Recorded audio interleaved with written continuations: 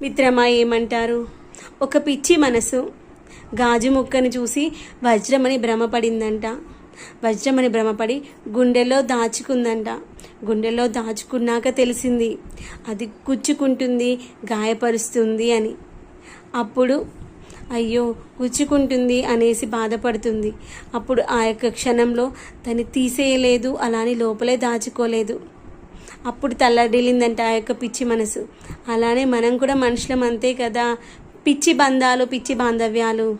బంధం అంటే రెండు చేతులు కలిస్తేనే బంధం అవుతుంది. ఒక్క చేతు మన దగ్గర ఉంటే బంధం కాదు కదా.